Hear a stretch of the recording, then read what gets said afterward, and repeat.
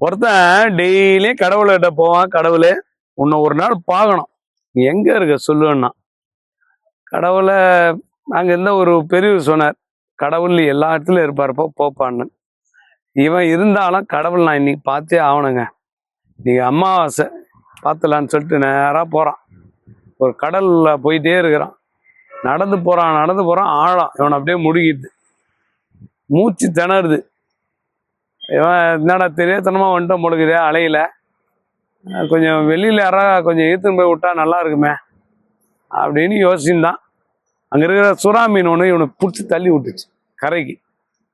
அப்பா ரொம்ப நன்றி சுறா மீன், தேங்க்ஸ்ன்னு சொல்லிட்டு வந்துட்டான். வந்துட்டு இங்கேருந்து மெயின் ரோடுக்கு போனோம். யாரா பிடிக்கணும்னு யோசிச்சு பண்ணான். கை நீட்டுறான் யாருமே வண்டி நிப்பாட்டல. ஒரு லாரிக்கார மட்டும் கை நீட்டி நிறுத்தின உடனே நிப்பாட்டினான்.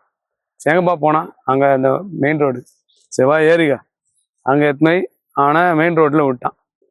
மெயின் ரோட்லேருந்து வீட்டுக்கு போனான். அது எவனை பிடிக்கலான்னு யோசிச்சான். ஒரு பைக்காரெல்லாம் கம்பெனி கேட்டால் எவனோ வரல.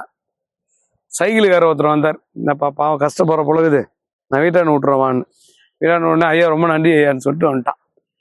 போய் கடவுளை போயிட்டு அவங்க வீட்டு பூஜைரில் வச்சு திட்டுறான். நான் கடவுளை பாவனன்னு நினச்சி வந்தவன், நீ வந்து காய்ச்சி கொடுக்காம எங்கன்னு தெரியாம சொல்லாம கூட விட்டிய அப்படின்னு.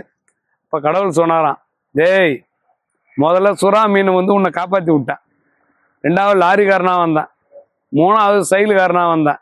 எப்பவுமே கடவுள் டைரக்டா வரமாட்டாரு, டைரக்டா வந்தா ஐடி ப்ரூஃப் இருக்கான்னு கேட்பேன், அதனாலதான் இந்த மனித ரூபத்துல வந்தேன் அப்படின்னு விளக்கம் கொடுத்தாராம். அதனால கடவுள் டைரக்டா யாருக்குமே வரமாட்டாரு. உனக்கு கடவுளே ஹெல்ப் பண்ணனாலும் மனித ரூபத்தில் தான் ஹெல்ப் பண்ணுவார் கோட்டு போட்டு.